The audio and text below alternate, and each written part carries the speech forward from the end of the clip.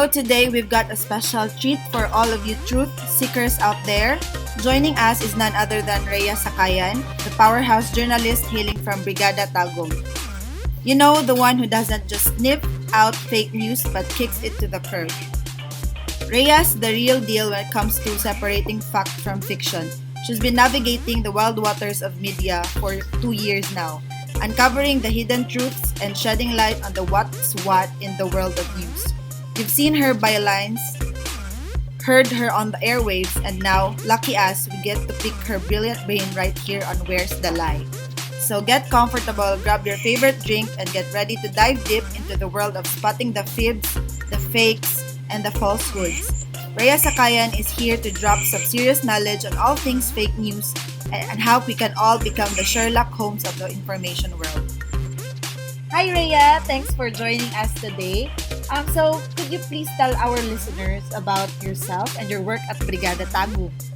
Hi, good day everyone. I am Rhea Sakayan. I am a radio disc jockey at 97.5 Brigada News FM, Tagum City, and I am known as DJ Ivana Umbala. Alright, thank you so much for that quirky introduction, Rhea. So it's nice to have you here. So Rhea is my former classmate back in college in Davao del Norte State College. So we were really close friends since we lived together in an apartment back in our thesis days, di ba, Ray? Yes. I remember a lot of memories way back. So once again, Dam, thank you so much for accepting the invitation for this interview.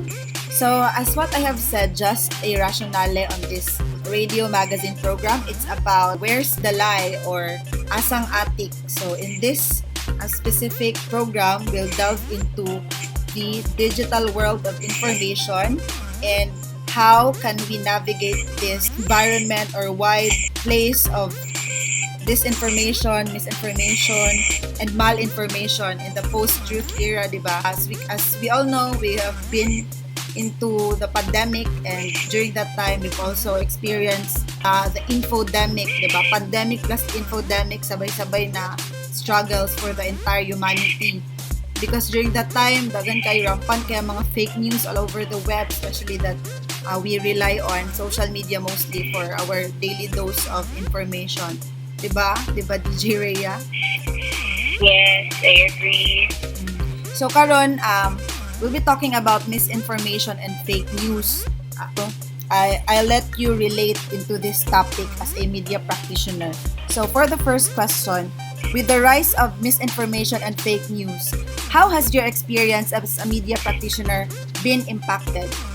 Well, dako gyud siya mura pa og kanang impact as a media practitioner kaning misinformation and fake news tungod kay ang mga tao man good kung asa dapit ang chismis dira gyud sila nga mutapok o dira sila mudugok, and without knowing kung kani ba nga information nga ilahang gina-feed sa ilang mga kaugalingon are real o kani bang valid. So sa amo ang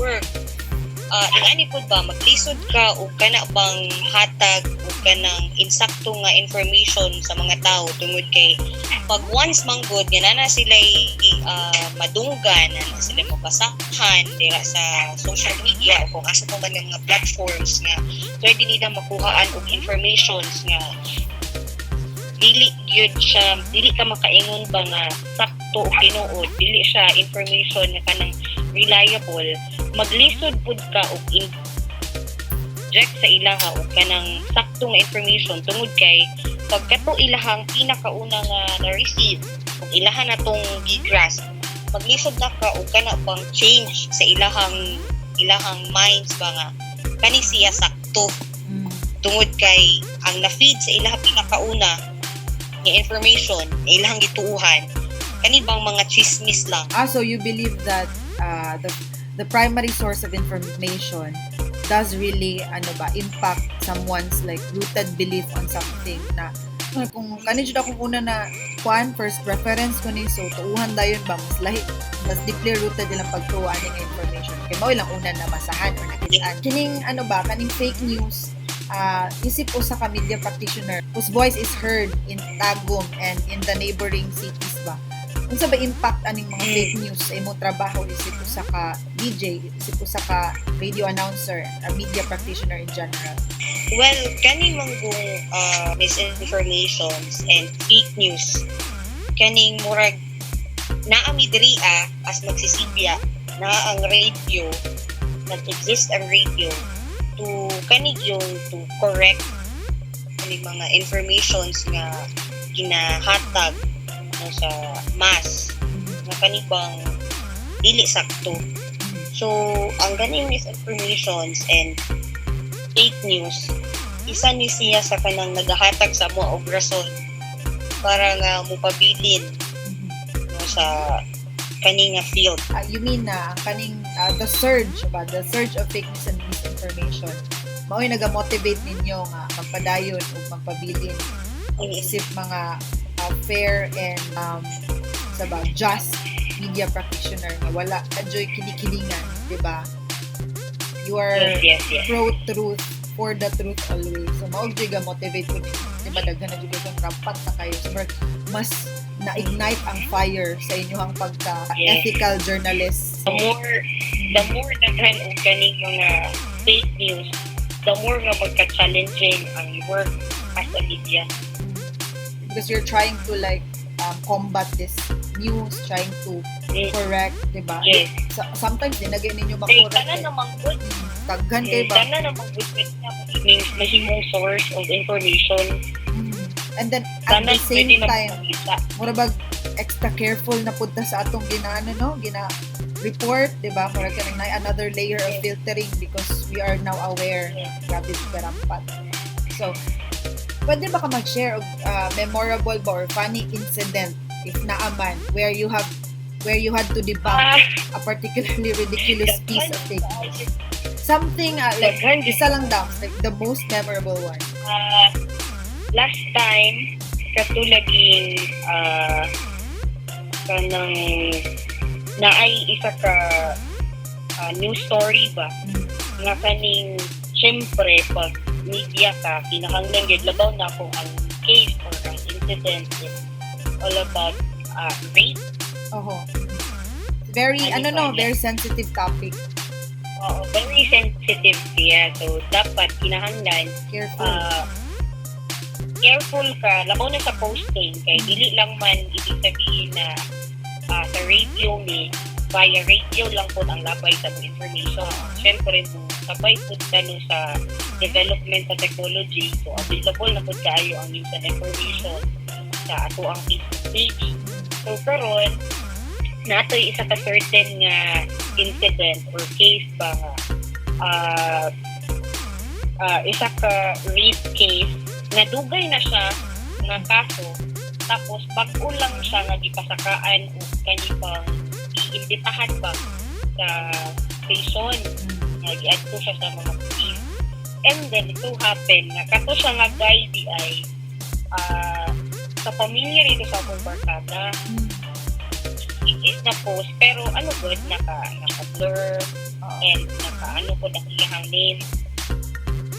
So ang nakita ko is siyempre Brigada Tagum niya kabalo sila nga ako nag-work ng Brigada Tagum so ako ang ilahang i-contact ba ako ang ilang i-contact na pwede ka i-delete ang post o aning anak kay ulang ilahang part family niya siyempre para ang kami ba na as a Brigada Tagum reliable din na source of information dili po dayon na mutuo dayon istoryahan nga i-delete ang kay ka ng barkada friend or close sa ilang pamilya ipa-delete kay kung kung amo po na siyang i-delete mutuo mi sa ilaha meaning anak dali ra mi ma-persuade kung pwede nila nga bayaran lang para ma-clear kung unsa man ang information nga pwede na mo mahatag sa tao so mo to ang isa ka situation nga makaingon ko nga oh my gosh kanabong ang gamay kayo ang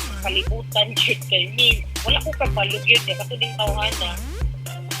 Kapamilya din sa akong barkada. Like, very close yun na kuan yun. Kapamilya. Mura man po siya ni ano lang no, ni contact lang og kaila sa barangay para i-reason iyang pangalan. It's really different diba sa media. Tuol patungod ba? Lagi dili ba yung ana dito because we're always for the truth, diba? And nothing but the truth. May ana ta siguro na to unahon. Personal feeling para lang. Correct. Pero it's against your personal judgment po na i-delete to kay syempre di ba ikaw? Syempre di po mo report o basta-basta lang. There's been like rigorous research and like case study before that. Before mo ni-publish ato, di ba? Well, of course, yes. With respect to the identity of the person involved because it's a very sensitive type of news. So you just did your job. So it's not part of your job to please please the kaila of your barkada or kapamilya of your barkada, diba? That's really ridiculous. You know po.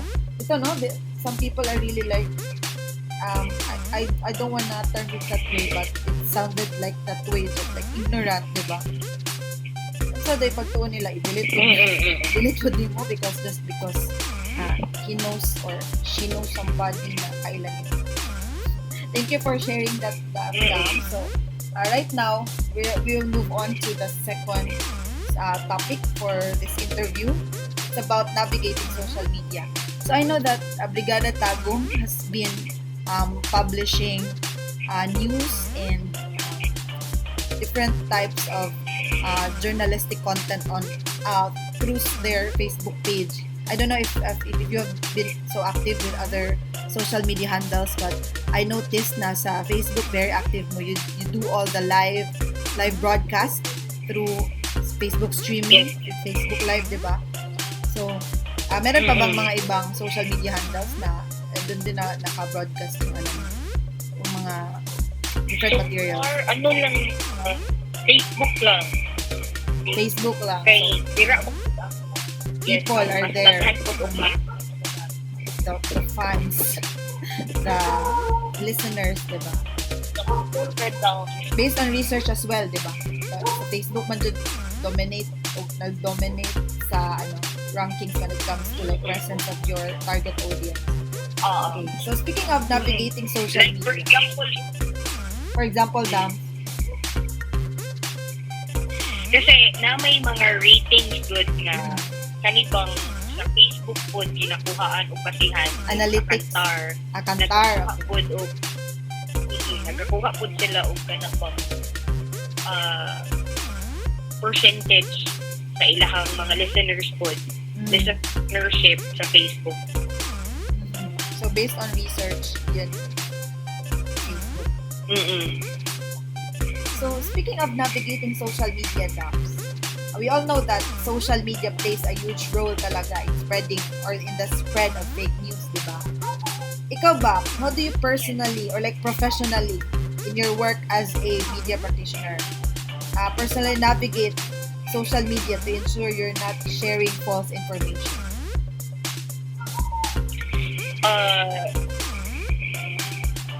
Importante yun kaayon sa pag-broadcast nato sa atong news information na makahatag yun sa og insakto reliable na news items para sa madla, para sa masses, para sa atong mga kabrigada na nagaatang yun po sa atong mga news na ihatag o diha sa ilaha.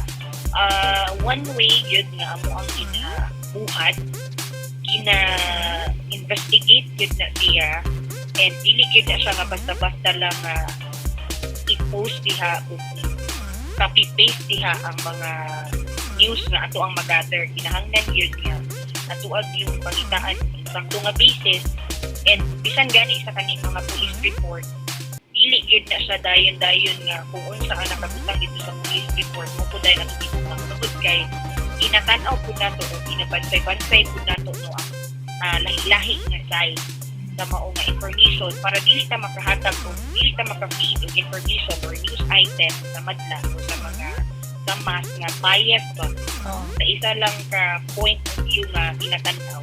So kanang mga post nato information ato ang mga balita no nga mahatag diya sa ato ang mga listeners o sa mga tanan nga nagahulad o nagaatang sa ato ang pinaproduce na balita, kana sila reliable gyud na kanang makaingon gyud ta nga dili gyud bias. So it's all about like thorough researching, asking different sources, referring to different sources. Diba? Hindi mo po pwede nga isa lang like what you have said. Agencies nga Relevant. responsible ana ingan na Relevant and credible. Pinatulan yun na siya. Right, diba? Yes. And we were like students from DNSU. We told to be like to cross. And the bond.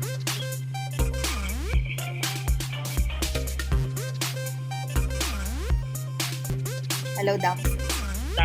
Yes, really like diba like to cross-check different references. Because dili po pwede nga isa lang because that would monopolize the our balita. And inasubay po nato ang ethics po sa kaning media. Nga kung labaw na kung ang information is dili yun kinahanglan nga tanan-tanan yun ba atong ihatag na ay mga infos nga na kinahanglan o atong ihatag ang names pero naapoy cases nga kinahanglan po sila nga itago ang ilang identity para na po sa ilang pamilya, sa mga kaapelido kay anak ba yan ng mga tao kung parehas ni mong apelido kana siya nga cases kanibang very critical, very lalo labaw na o rape madamay yun mo bisan dili wala mo kailangan na as long as kaapelido ninyo ang ikuan sa inyo sa tao uy inyuhan lang kuan di ko sa una nimo kalimot na nimo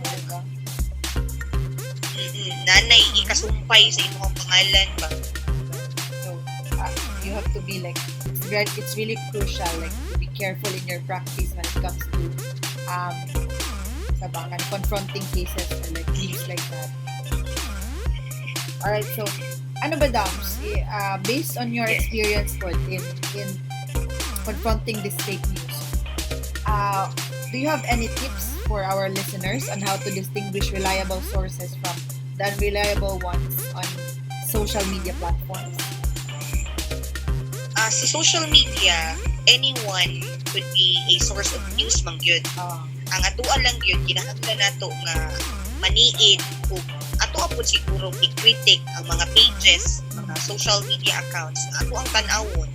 Kay daghan man dira o verified, makita nato nga pages ba nga makahatag yun sa atong insakto nga kini ba nga information. Kaya ang uban man good tungod kay sa chismis or kanilang mga Facebook account sa mga tao dira, mga inganing anak, mga silingan, inganing na. Abi kay silingan, kabalo na kanang murag naa siya ba nga nakakita or inganing pero lahi ra man good ng kanibang mga outlets na makaingon gyud ta bugat buhatag yun o kanang klaro ug naay evidences ng mga informations. Yeah, correct. And of course, wala na pong na-process na ito ng informations. Diba? Because if you are like a reliable media company or news outlet, dili man lang na kaning raw. Like for example, you heard of a fire happening in this specific place. And then kay gi-post ni Juan nag-live siya ngayon then you just grab all of the details or information in that post. Of course, you have maybe go to the actual place and ask people about what happened, like the firemen, everyone who helped put out the fire, diba? Dagan pa manggugod, dagan pa og mga ugat-ugat ba nga pwede nimo makita ana nga balita. Dili lang kay kung unsa na imo nakita dira nga sa imong naked eye kita nimo dira sa imong screen mo na siya daghan pa kayo na siya og behind nga kinahanglan patukion So Correct. kung dira lang ka sa iya nga mo tan-aw, kana lang pud nga point of view ang imong makit-an, dili din mo ma-dig deep ang uban pa nga mga information nga helpful ana nga event o ana nga news. Right. I agree, Dams, no? Like, actors mapping, di ba? You have to consider all of the diba, mga stakeholders, persons involved, agencies involved, group of people ba? As long as they are, like, they directly contributes to what happened to the event, di ba? It's very crucial to like, cross-check all these sources kasi nga they are sources mapa-primary, secondary ba, pero of course primary sources pa rin yung like our prime source jud no na dili jud ta like for example di ba kung sa usay sa primary sources kanya yung gihatag and then ang mga secondary kay nanay mga dagdag of course you have to stick to the primary, correct, di ba? So that's another point po no when it comes to filtering our sources, balitaan na.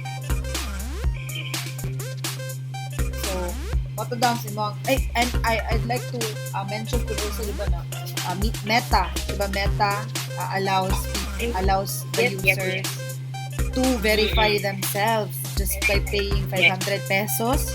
If I'm not wrong. Correct me if I'm wrong. Diba? 500 pesos is the worth of the verified badge. Yes. 500 better 500 plus, but there's a price na. And of course, share lang po dahil na po, no? Ang uban po di ay kani mga social media users ba? Abi kay vlogger or kani bang at name. Influencer pa. They believe na kung yes. They believe na kung unsa to ilahang nila istorya or gina-give out ng mga information, some of the social media users, most especially ang FB users, they tend to believe na yun. Yeah. Ana good, tungod kay ilado, tungod kay na pangalan na established, ilahan na dahil yung tuuhan and ilahang gulitan pa nga matuuran yun ilang istorya. Yeah, I agree Without that. knowing na pwede ka itong tauhan na bias siya sa kaninga line or kaninga way. Ano good? Yeah, I agree because there's been like lots of news na katong kaning mga especially like I'm not like mentioning specific set of like influencers. For sa TikTok, diba, they have like a really wide reach with lots of like following. And then ginagamit diba sila like an army of like dispensing this fake news to their followers. Bayaran lang sila, then they will be generating TikTok information. chika sila dito, and then people would believe them syempre because they've been following the individual for like a long time, diba? Mabayaran na dyan, mabayaran na ang verified badge, mabayaran na ang mga influencer. As what you have said, everyone can like, really produce a news, but not everyone can render something that is true. So, thank you for your insights with on that specific question. So, karon naman, Dams, let's delve into the challenges when it comes to confronting fake news and misinformation in your field. So, unsa ba ang mga biggest challenges na journalists like you face when trying to combat misinformation? Kaning mga tao nga nagahigulo. Huwag yun din sila ang ang murag pinakadagto hagit para sa mga pagkisipya. Labo na ni mga tao na in-force yun isa ka paruganan ba siguro para to protect their names shall we say para ma-prove nila ba na we are wrong. Murag ana gani kaning mga tao nga nagatry destroy pangalan sa manggod kay siyempre competition manggod ang competition manggod yun dalan mas competition. So kanitong ang fan nagagamit ng tao sa reputation sa bisan kung sa naniging tarong credible o reliable information na ginagin sa hatag sa tao. Sila ginukitaan ay kanay pang-sigyat sabi na makaingon sila na kaning radio station, kaning kasigaanan, o ang ginagawa sila, binayban, ayat gihapon ang information na pinahatag, isa ra gihapon ka pas ang ilang tinatanaw, ilang ginaot ang naka-party. Kaya nga na ba, kay ang pananaw nila sa mga sinapod ko tungod kay nagdaghan na po sa susi nabalaan na ilhan nga kanibang enveloping ang mga agi pa mayran. So ang pananaw sa tao sa ito kana kung ikaw po kinairan po ka ano ba and una ang isa sa pinakalisod kay bisan siguro bisag asa nga ang gulo kung maningdamot ka kapalo ka sa imo ang kaugalingon or kami as a team na kani ang information na liunitan o isipya aning taknaa tarong makaingon din nga wala na mong tingin mathematic or mekos-mekos walay mga magic ani walay mga tao nga nag-influence sa ako ang para kani ang amo ang isipya kanang anak ko ang pananaw sa tao ba lisod dito sa i-change pag once na mo na i-infiltrate nila. Yeah. So I agree, Damson. It's really hard as a media practitioner, like to influence our listeners or our readers, our audience beliefs, especially if it's like deeply rooted in their belief system, in their culture, diba? And wala sa ginayon nga napadjud mo'y external factor like this detractors who are also like siguro mga sa competition ninyo. At the same time, you have mentioned kanina, diba, like the influencers also trying to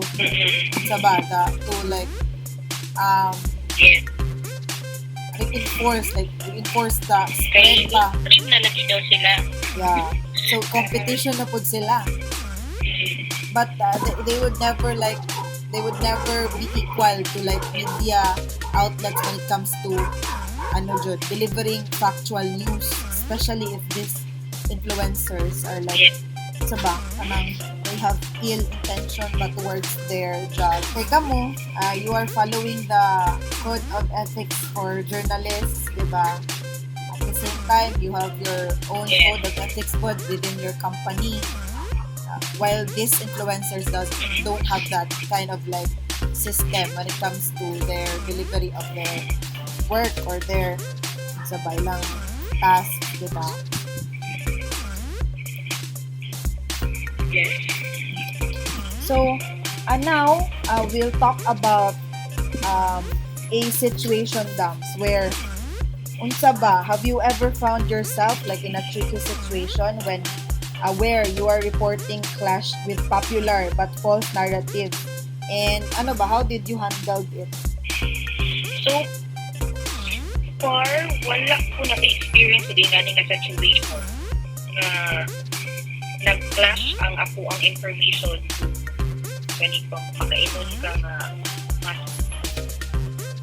so far sa imo pong sa imong pag-work sa brigada.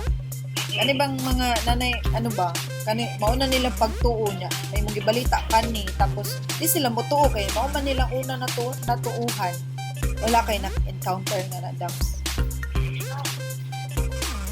Siguro katong ako ang i-share sa imo nga more about funny nga scenario nga katulad because as a family member or kanang someone na you know that person makainon ka buutan man na siya. Yan ang gibalita man na sa brigada. Alright. So katong family niya like trying to like influence you. Sakto Dams. Labo na sa family. Tagaw. That's a good example. Labo na sa parents kay i-atuhan yun niya ito ikapila 15 week long at itong mabalik-balik yun niya sa opisina kay one good sa teacher siya ba. So aside sa iyang pinaprotektahan ng iyang anak ng ulawan at pinaprotektahan niya iyang self kay ako sa usa ng kapundanan or title sa usa ka eskwelahan. Yeah. So about the protection of reputation of the entire family and herself as Ilang yung professional. ina-insist nga ang information nga ihatag or ang information nga na-post nito sa ato ang Facebook page, mali yun siya. So, ganito, gay na daw to siya kaso, na okay na daw, settle na daw, magtinagda na kay itagaw, magusto ka ng controversial kaysa na kuan pa. Okay. Incest. Kay lahat sa ilagaw. Oh. Na wala daw ni kabalo sa kuan daw sa ilang set. Okay? Away-away ang pamilya ba. So anak ko, daghan na kayo sa kanang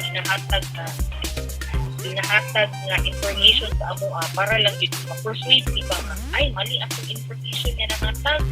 So para dili ta maguba atuan na lang i-delete kanang murag ba yung ana ilang gusto nga mahitabo which is wala jud na sila nakuha tungod kay sa asa mi dalo nila ilagi na ko na sila ipakita tupang lagi daw sa ready pa po na atupang ang brigada wala man tayo problema ko sa anak kabalukod mo sa amo ang kaugaling ang amo ang ihatag dito sakto po. And then you didn't mention names mapod and like hints na sila. So, because that's part of, di ba, your practice na di po maghatag especially in this kind of cases.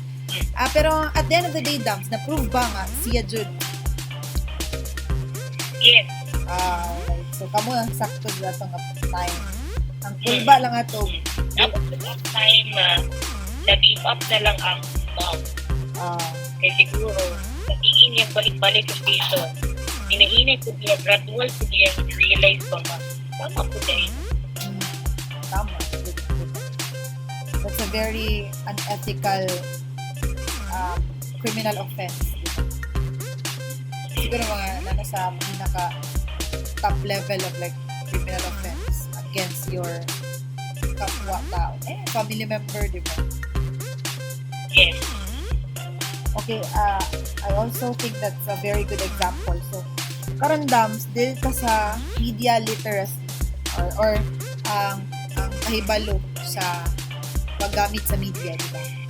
So, for you ba, as a media practitioner, what's the importance of media literacy in today's world?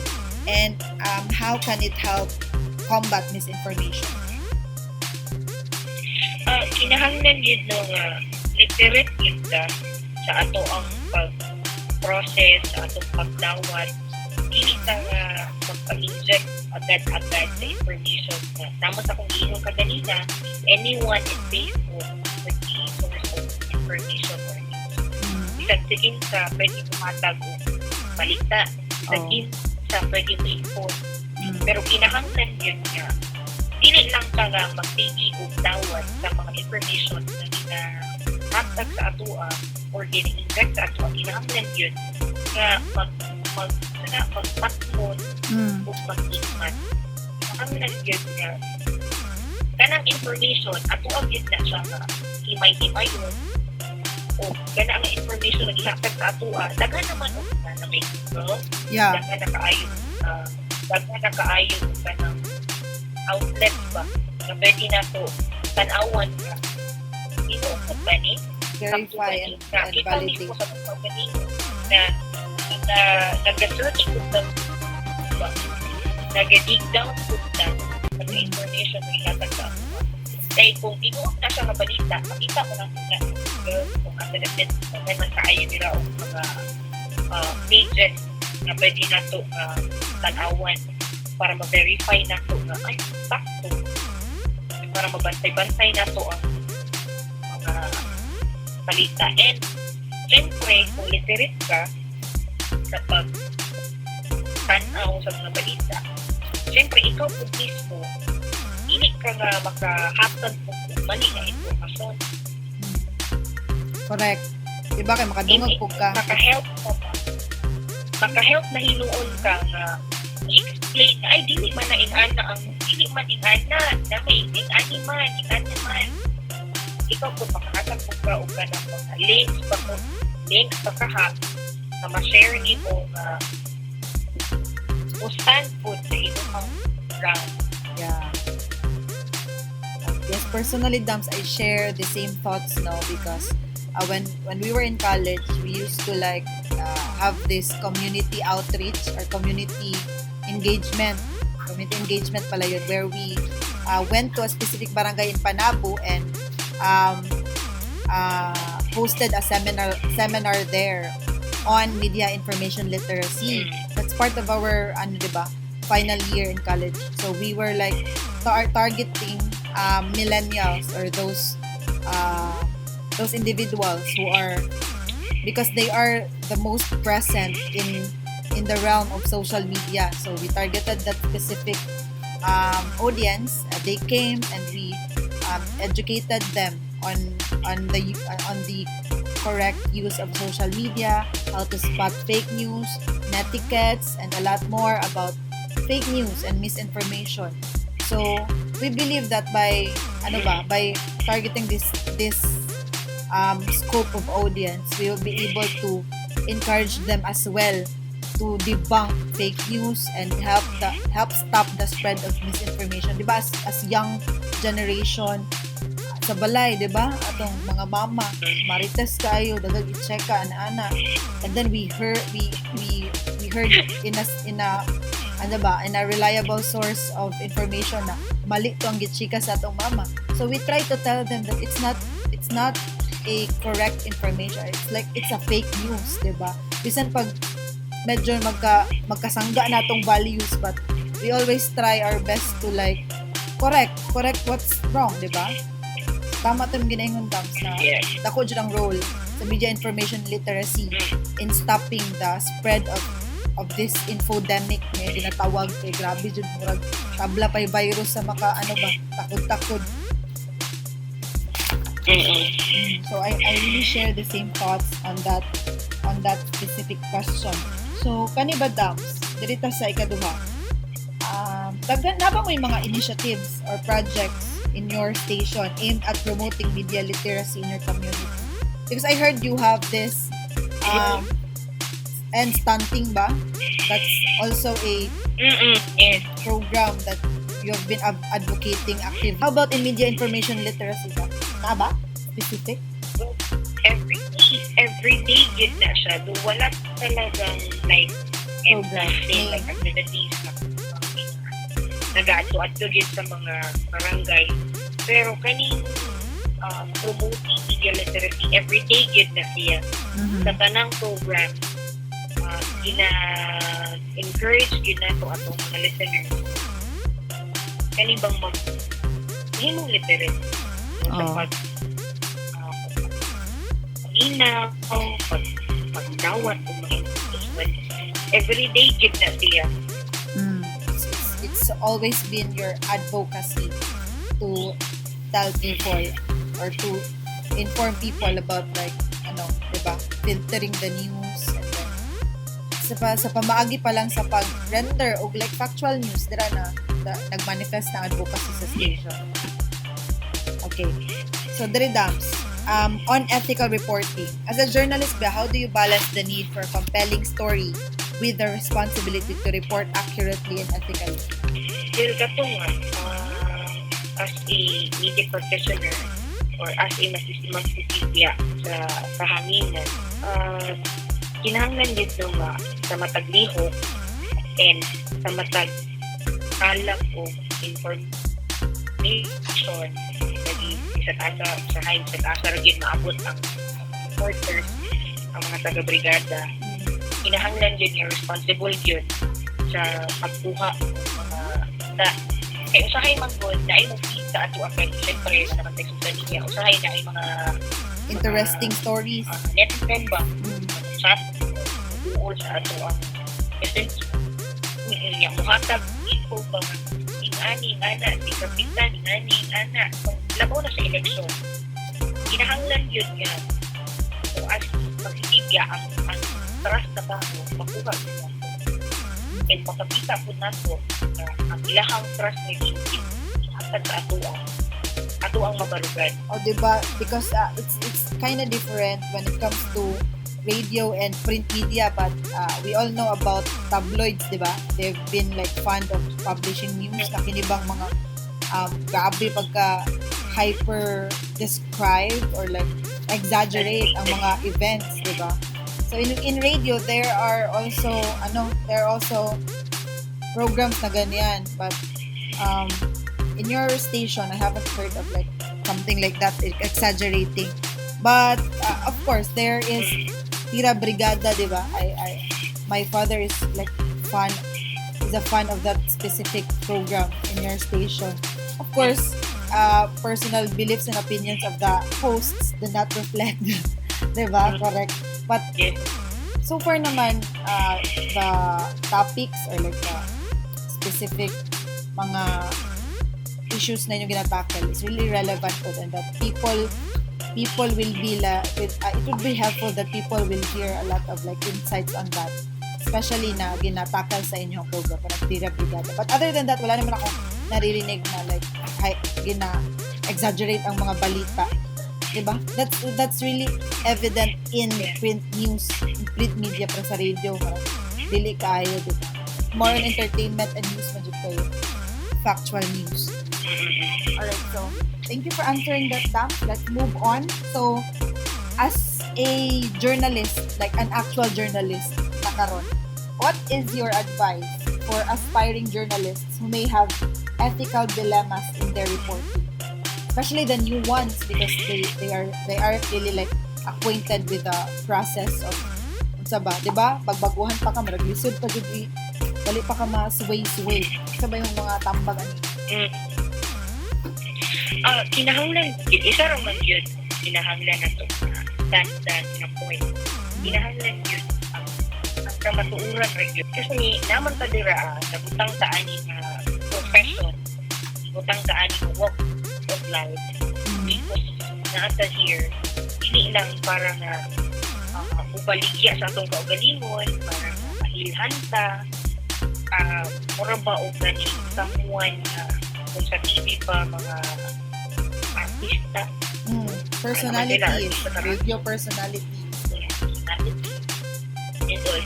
Kinahanglan yun nga dili ta mo hadlo nga ihatag ang kamatuoran kay people deserve that. Yes, and that's part of the job. They need to know kung unsa yun ang kamatuoran. Kaya naman ta dira kita ang mutapang para ma-unleash ang kanibang dagan ng bigay ng illegal pananaw sa uban, mao ni ang tama, pero di ay ito kung ato ang susihon o tarong, mao dito ang mali. Investigative journalism. Pero dili po na ito kalimtan, protektaran na itong kaugalingon. Kaya maragdagan na kaayo po sa balitaan. Kaya naman pag nakita na report nga mga magsisipya, journalist, magpatal diha, tungod kay mahadlok ang upan na mahibalaan ang ilahang tinuod nga kalikaran. Maupod. That's really like a relevant pangitabo karon. There has been like a series of killings of journalists, especially here in our region, diba? In the neighboring regions. So I've heard of many journalists saying na you should always save yourself first above everything else, above the truth, because kinsa naman lang ang mastorya o kamatuoran kung wala na ka, diba? But siguro part of the job na jud ni, and it's really risky. So if what you have said, it's all about commitment. Talagang worth it, makatabang yun, then go. It's worth dying for. Mag-ana na dyan. Your life is equal to the truth as a journalist. Yeah. It's really a lifetime advocacy, Judams, for the truth. Being a journalist is like that. I really share the same thoughts. But that's probably why I didn't pursue a career in journalism, because I'm not really ready for that responsibility. So like what you have said, Dams, it's all about sticking to your values and the ethics. Yes. Like we live by the ethics man jud as journalists. So it's all about that. And of course, before committing into that, kailangan man jud ka like committed jud ka like 100%. You know the risks. You know what you have to deliver. you are one of your journalists na very unethical towards delivering what's the truth. Those journalists who are not actual journalists, because journalists are supposed to do that. Alright, so you're not only a journalist but also a radio personality. So how does working in radio differ from other forms of media when addressing issues like misinformation and fake news? Sa radio, manggod, I believe manggod na ang radio, wala, dili manggod siya dead. Di manggod siya patay. Some say, ang radio, laos na. Pero ang radio, mas wide ang iyang maingon tanong na social media. Ang social media, rampuan na yun, laganap na yun ba? Pero there are places maghihapon na walay internet, walay data. Radio gihapon, labaw na sa mga lugar na mga bukid-bukid. So, para sa ako, ang radio, convenient siya para sa masa.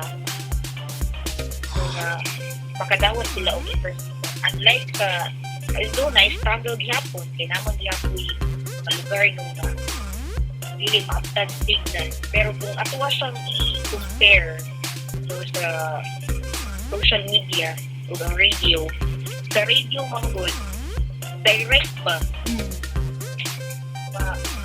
Kanang-kanan nga ng gawas niyang information filtered na proseso na makabalo ko mga credible na.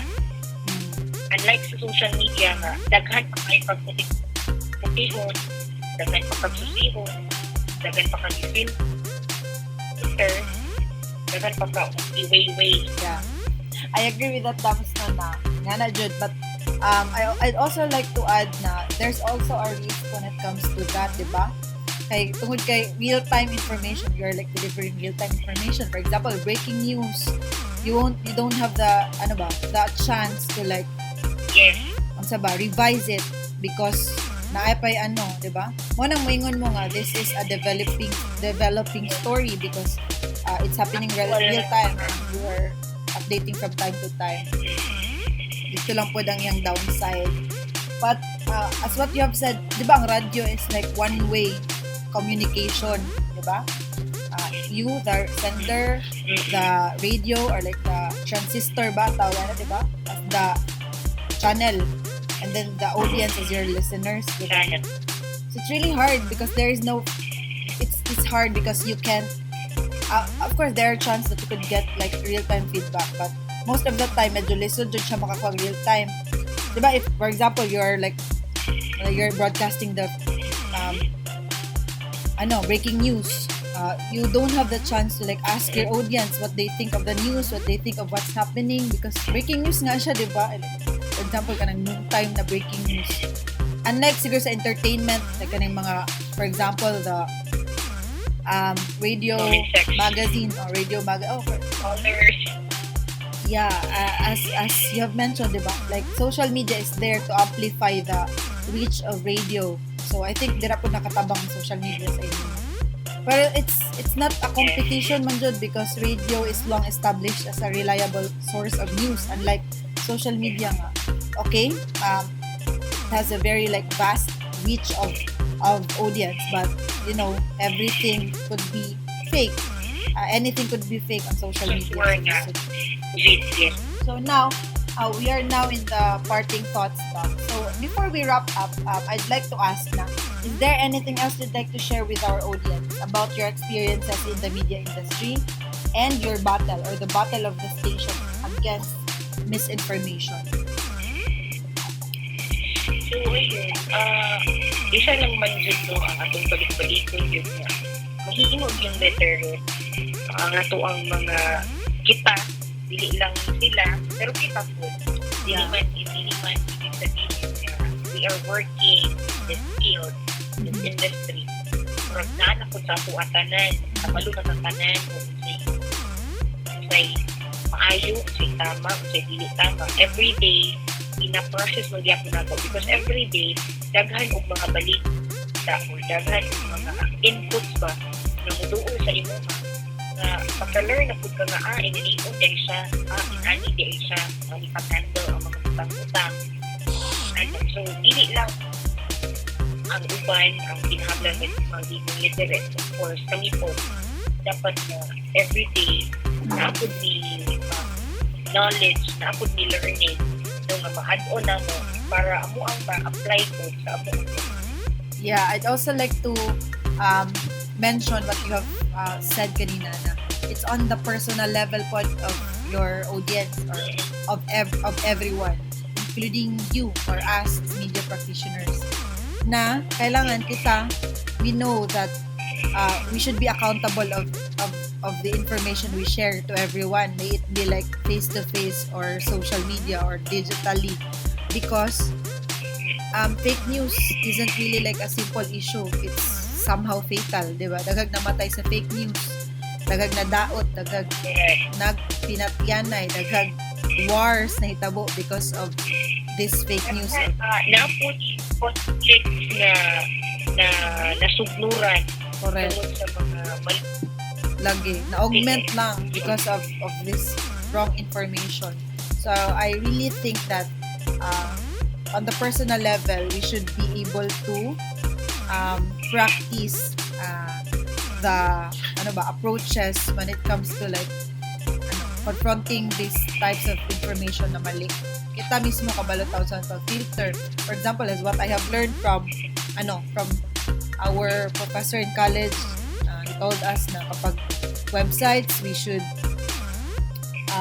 like look into websites na the extension is .com, .edu, .gov, because these domains are actually reliable when it comes to mga news and information that they publish online.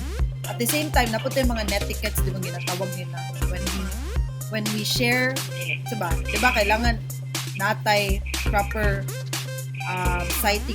citation of sources, diba? Because we could be accountable for that news if mali, diba? May nga na ba nga tips, Dams, na po kayo ma-share regarding that on radio? Pardon.